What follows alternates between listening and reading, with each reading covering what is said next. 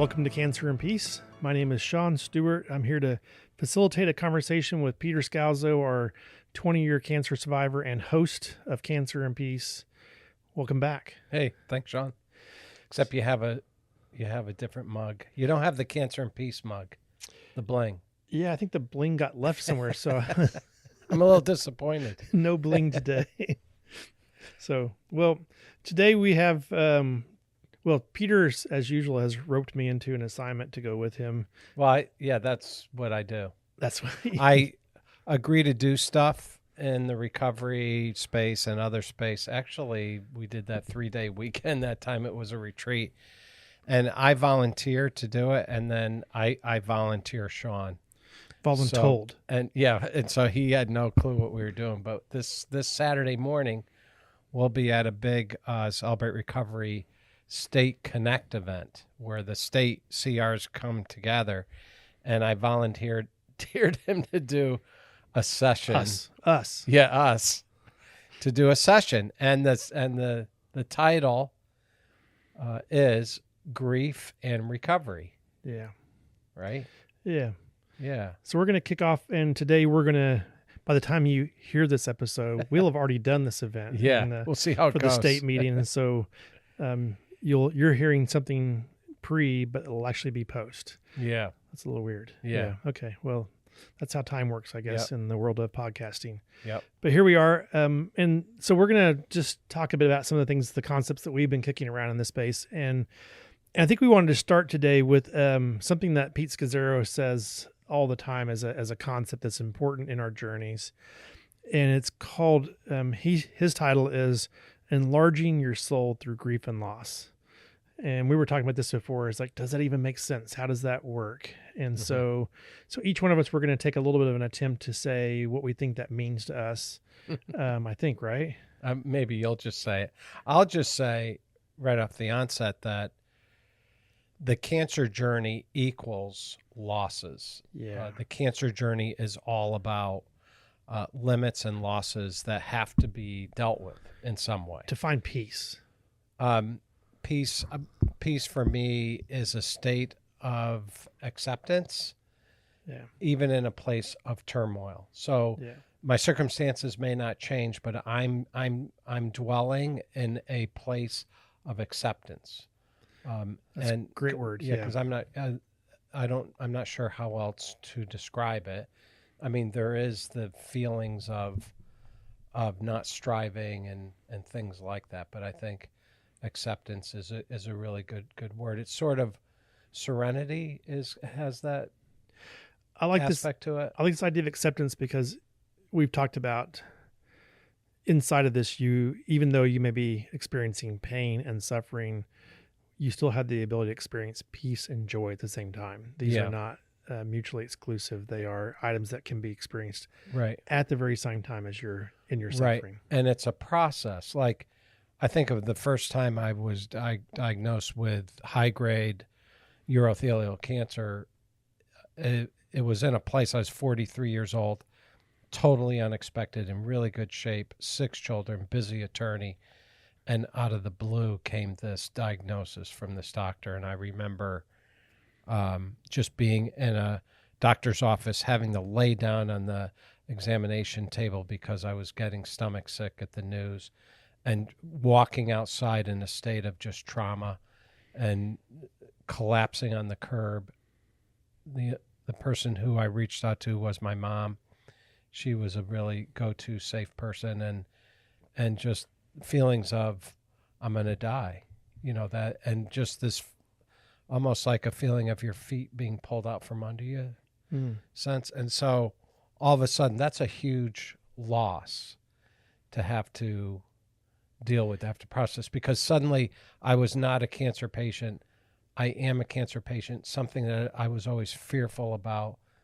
I mean, I didn't like hospitals. I struggled with going around cancer patients, and then here I am one.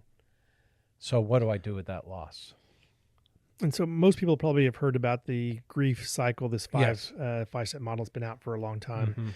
Mm-hmm. And so I'll ask you in a few minutes about it. But I wanted to, before I go too far, I think that's really good what you designed, because you're describing massive loss, and why does it connect to cancer patients and how it connected for you. So I think it's really good. This idea of enlarging our soul through grief and loss, it doesn't seem obvious on the surface. It's like, how does one enlarge your soul? And so, and so I'm just going to put some different words around this, and we can I just want to do something preliminarily because I'm a simplistic foundational guy. And so when I think of, when I examine myself, who I am, I look at I understand that there's parts to me. I don't want to compartmentalize everything, but there are different parts. And, my physical body's one. But I believe, and I think most people would, no matter about their belief about God, would recognize the soul. Now, we're going to talk about what the soul is comprised of. And then for me, there's another part called spirit. So I've got the physical body, I've got the soul, and I have a spirit. And I believe the spirit is eternal.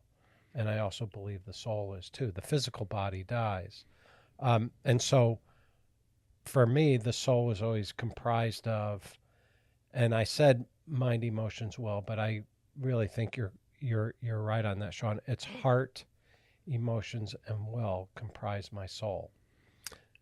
Yeah, I think this is good. So the heart is this part of you that is this the truest part of you. It's the thing that has desires and personality and something that yearns for connection and relationship is deep inside of your heart. And you mentioned the mind, and I think it's something to think about is our brains are big computers, and so part of our mind is just a processor.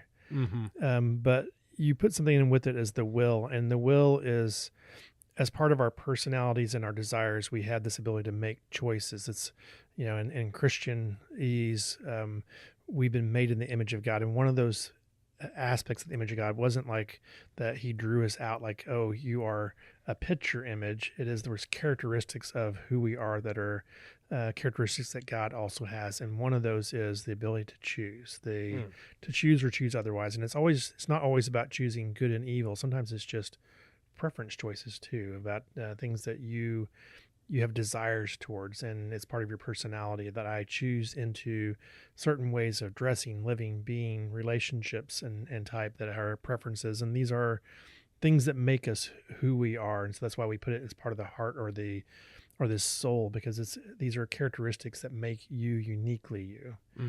And so inside of that, when we say enlarging your soul through grief and loss, it could be a little bit confusing, but it's not your physicalness. It's this deeper part of you, this relational part of you. And I think, you and I were talking about, I'll put a concept out there is that Jerry Scazzero used to talk about is like, old feelings don't die, they get buried alive. And we talked about this earlier, and it is that people who don't process their feelings, emotions, and where their heart's at related to big losses or big events in their life are stuffing down something in their heart. Their heart is full, and it's almost like a tire under pressure or something, a balloon that has pressure built into it.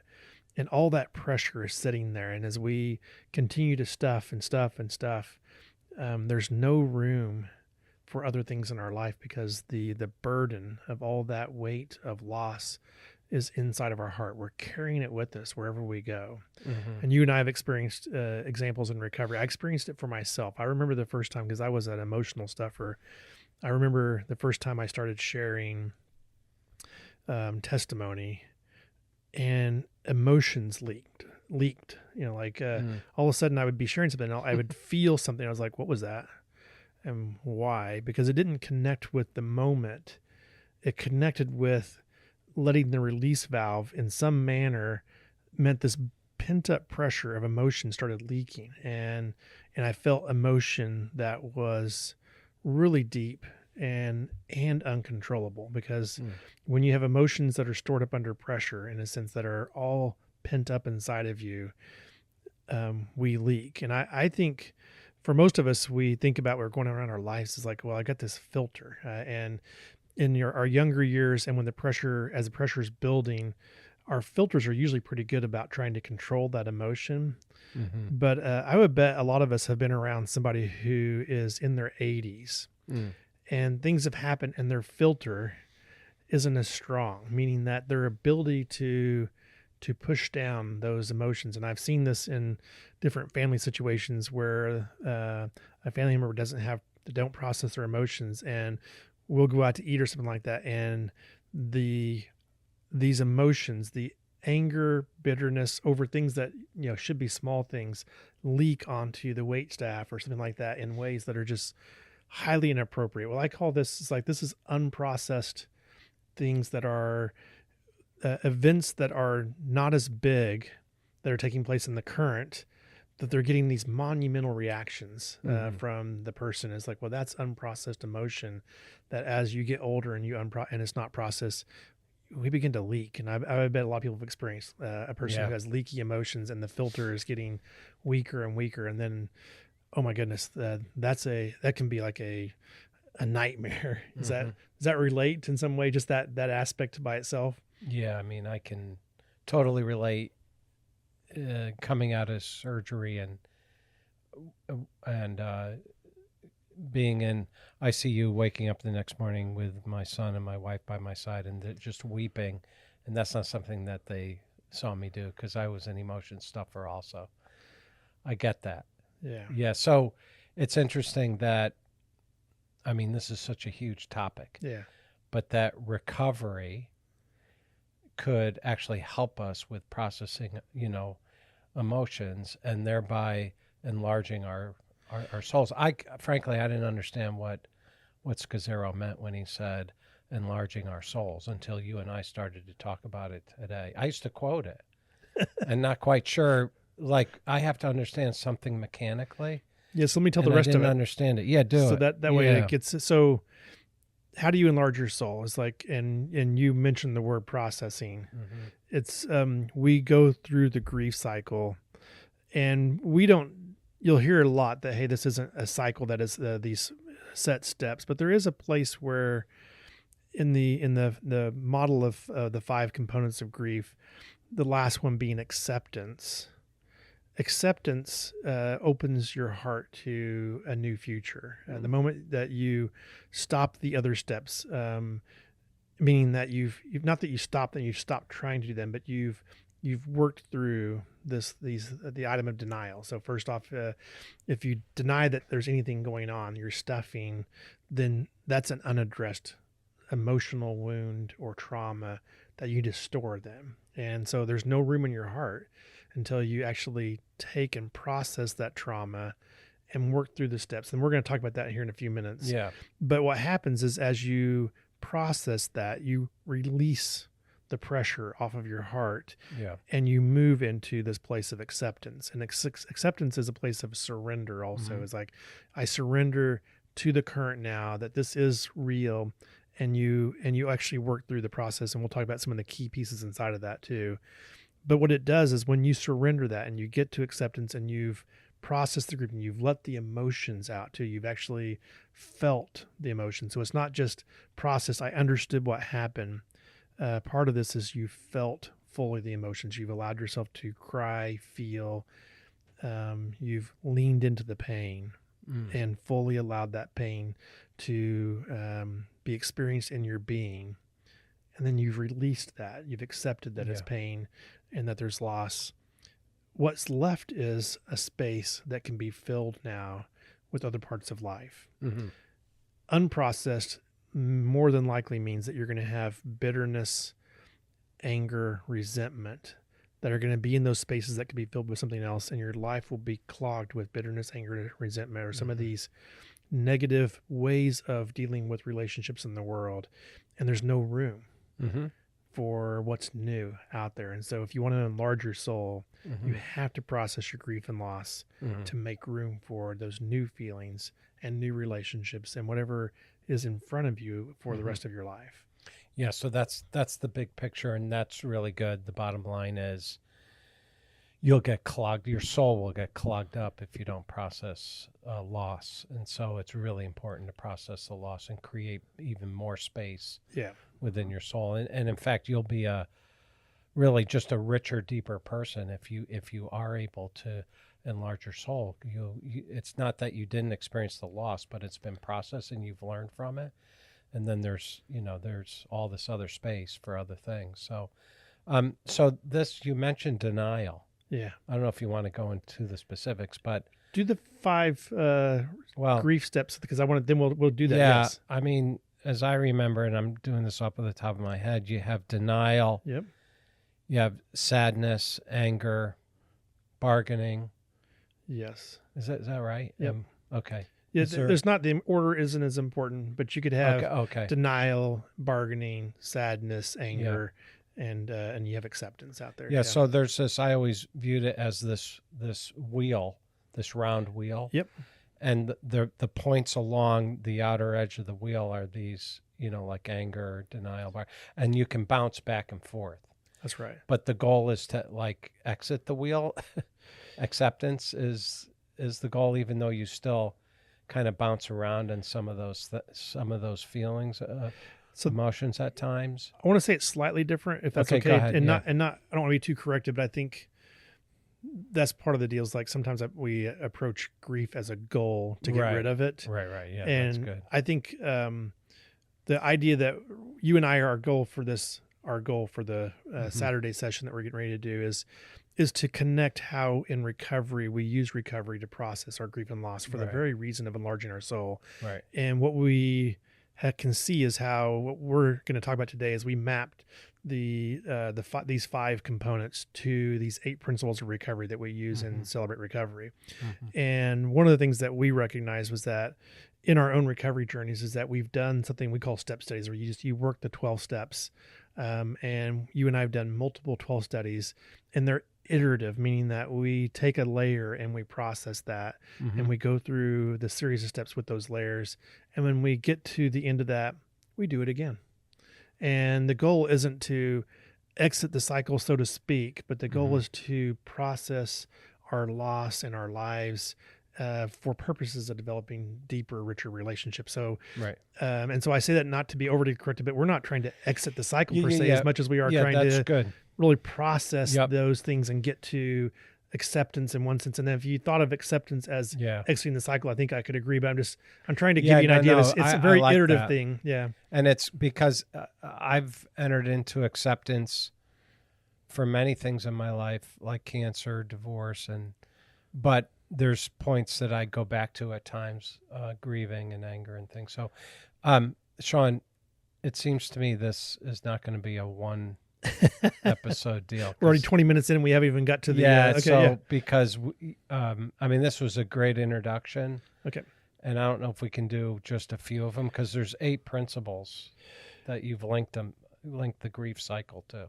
That's correct. And so what we could do is just let's talk about that denial part then. Okay. Because I think this that's is a big area. and how that connects in with the principles could be Yeah. a great starting point. And then maybe we could do a part 2, because we got about 10 minutes left in the amount of time we wanted to allocate so that we don't make these podcasts too long. So Yeah. I'm up for that. Okay. Did you want to talk about denial? Well, so we put the mapping we had for in Celebrate Recovery. Principle 1 is admitting powerlessness, and this matches to denial. And so one of the things that we recognize is that maybe the hardest place in recovery is admitting that there's something going on. We tend to say when somebody comes in, one of the hardest decision you made was to come through the door. Because when you come through the door of recovery, you are basically saying, hey, something that's up big in my life and it's out of my control. I need help. Yeah. And it's a very humbling thing to get to that point, to saying, I've got something going on that's bigger than me. Yeah. And in my case, my self-awareness was so low because I was on autopilot. That's how I would describe it. And I was into, I got to feed my 6 children. I got to be an attorney. I have to do this. I have to do that. And it was very performance based. And I didn't stop to look inward and say, who am I really? And it wasn't until I got into recovery from a deep loss, from a deep hurt, which was a marital event, a crisis event my marriage, which really had the foreshadowing that my marriage was not going to survive.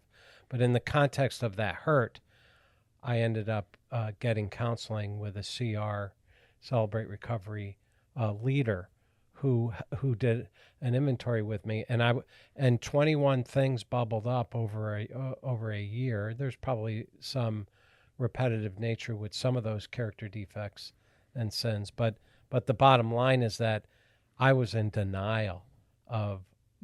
I knew something was wrong, but I didn't know what it was. I had never admitted it to anyone. I was always in a defensive posture. So that loss brought me into a place. Denial was a huge area. And in my experience as a leader in a recovery ministry, recovery place, denial is like not only the first step, but it's the entrance into the whole recovery process. And most people, denial's tough to get up and admit, your issue, or, that's a tough one. Yeah, I've seen something scary happen in the cancer patient space a few times too, and that is the worst form of this is denying that it even exists. Yeah. You've seen cases where people I've run into that. Yes. Don't say I have cancer. I don't really have it. Yeah. Yeah, or just ignoring it. This is the stuffing thing. Well, it's like that too. It's them ignoring it, saying, maybe it'll go away. In a sense, it's just I know that somebody said there was a lump in my breast or whatever, and not facing that and letting it grow, letting the cancer grow, unaddressed. And so many times that turns into something very catastrophic. And so that's a form of denial in a big way. These are the worst cases, I think, in a cancer space.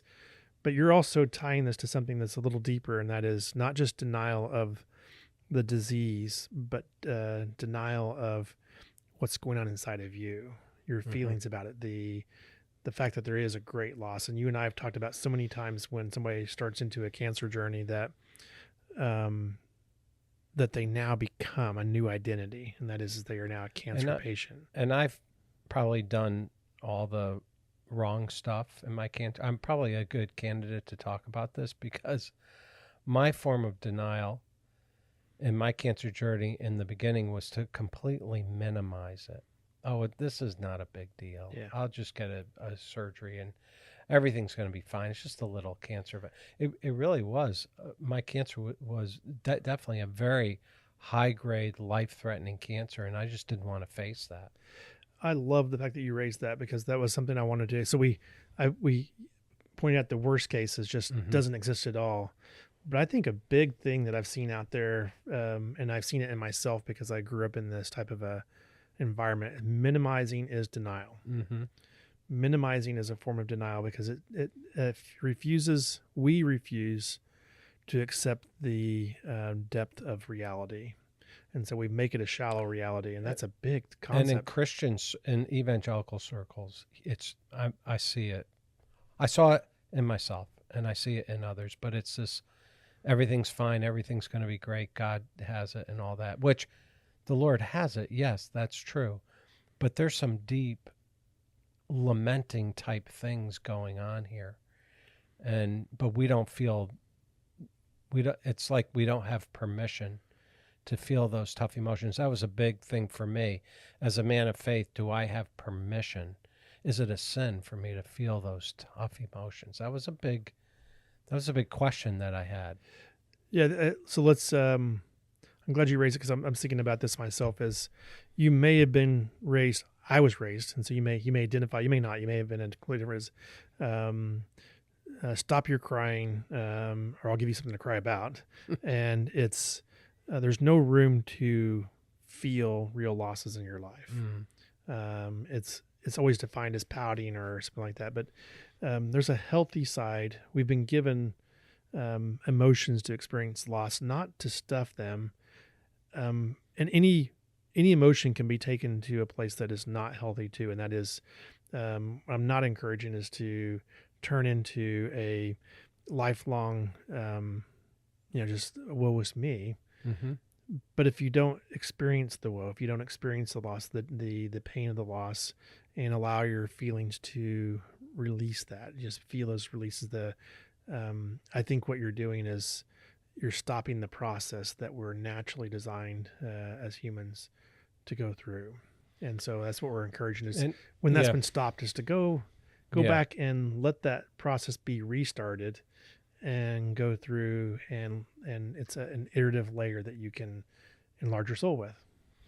And the scriptures are filled with lamentations, with lamenting David and Jeremiah, and just all through. But I've even given eulogies using the Mary and Martha event where Jesus raises Lazarus from the dead after 3 or 4 days. And,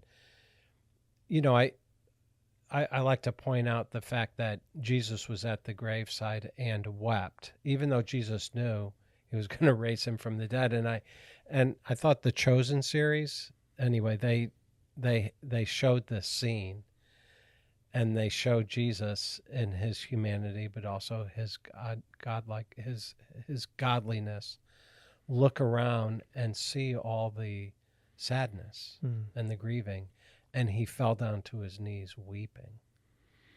Yeah, that's good.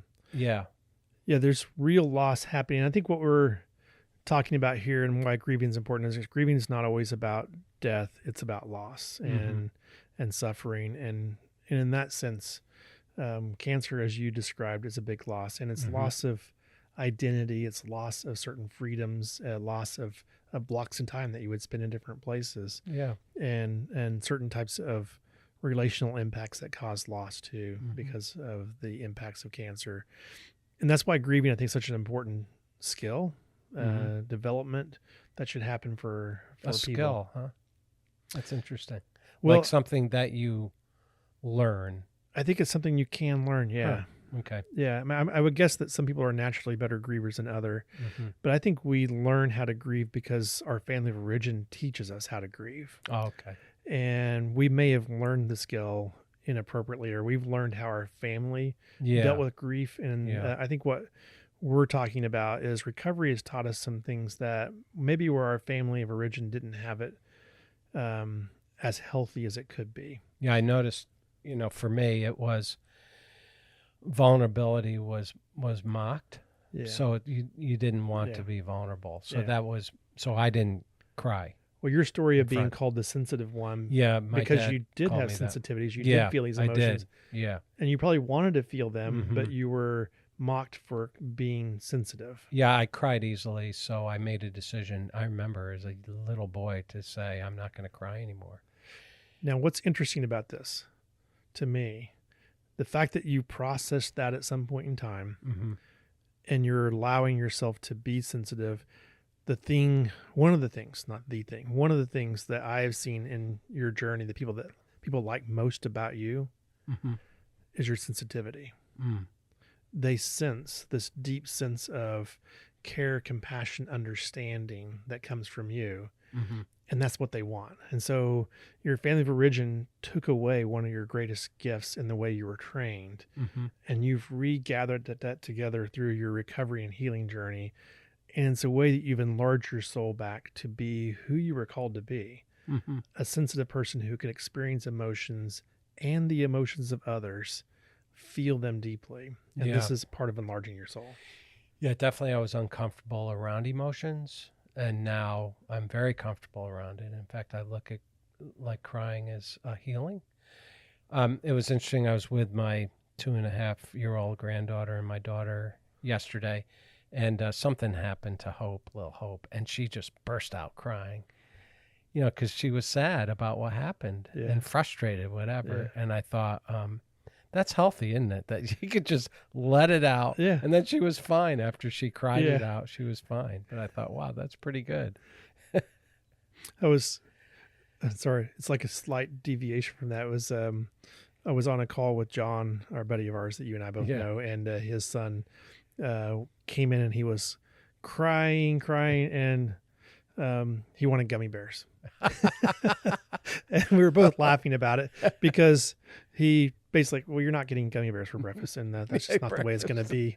And so he offered him something else, and then his son made another kind of whiny request, and then he finally was like, So I'll put jelly on the waffles or whatever. And he was like, he went from, yes, I'll have it. We both like, like, we're being manipulated. Yeah. Yeah, totally. I get, and I say it just to bring a little levity to it. It's like, Yeah. there's real.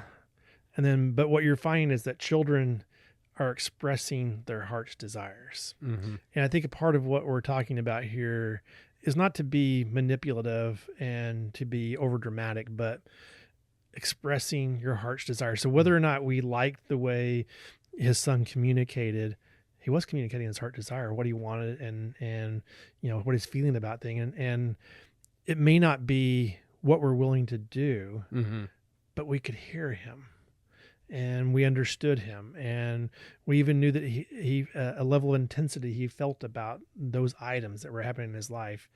And grieving is just like that in many ways. And it maybe not be something you can as easily turn on and turn off, but it's being able to be heard and felt and know the intensity of this moment in your life in the presence of others, with yourself, with God, and with others. There is something deeply healing about being heard and deeply valuing and humanizing. And so when we hear others at that deep level, that is very valuing. And so it's something that that's part of why it's healing. Yeah, and even one step further would be, can I sit in the dirt and not give advice, just sit in the dirt quietly, silently, when someone is processing the reality of their cancer diagnosis. Yeah, sitting in the dirt's a big concept. Yeah. And for us, it recognizes that there is something big that's hard, that we can't necessarily fix, or you can't necessarily fix. And but could we, because we have enlarged our souls, because we have the capacity, not just for ourselves, but when I think about this concept of enlarging our soul, it gives me capacity to enter into other people's pain. And entering other people's pain isn't giving them a quick fix. What you need to do is, I can feel that with you. I can enter into your story, and when you tell me your story, I can feel in my own emotions your loss and go, that hurts. Because when you tell me this story, it hurts me too. And it's not that it hurts in the same way, but I feel emotions, and they are usually those emotions of grief and loss. So the denial concept, which is a recovery concept, Yes, right? And it links up with principle 1 and step 1 of the recovery process, which is really talking about accepting your powerlessness. Like the principle is realize I'm not God. Yes. Like it's giving up control. I'm not in control. I accept the reality of what this is. This is a cancer diagnosis. This is a new one. This is a new treatment. This is a new scan I have to do, whatever the issue is. But this is my reality. And so I think it's such a critical step to be able to accept the reality, because then we're going to, we can't do it today, but admit the reality. Admit it. Yeah. Right.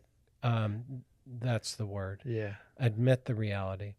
We're not at the acceptance. We may still want to fight it. Right. But at this point in time, we are it. admitting that there's a problem. Yeah. Yeah. And then it's a logical progression, but step 2 or principle 2, we're going to start, because we realize we can't fix it.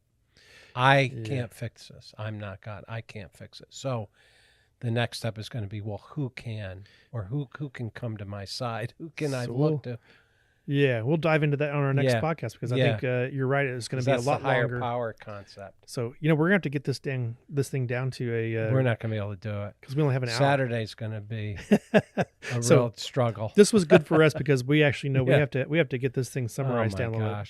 But I'm going to have to be quiet and let you talk. Saturday. No, it's not going to work that way. I thank you guys for just and listening in on what we're sharing here. I think hopefully this you feel the connection of the importance of grief. Yeah, because I've always maintained that our podcast is about merging recovery, with the cancer journey. So this is just another aspect to link it up with grieving and grief. Yeah, and the concept of enlarging our souls are. That's a positive. It is. In the midst of trying circumstances. That's like, wow. But my it's soul not can be easy. enlarged. No. It's a positive, but it's not easy. Yeah. Well, thank you everyone for listening. We'll join Thanks, back Sean. on this same. We'll carry on with this conversation in our next podcast. But we're grateful for everyone who's listening. Yep. Thank you. Thanks.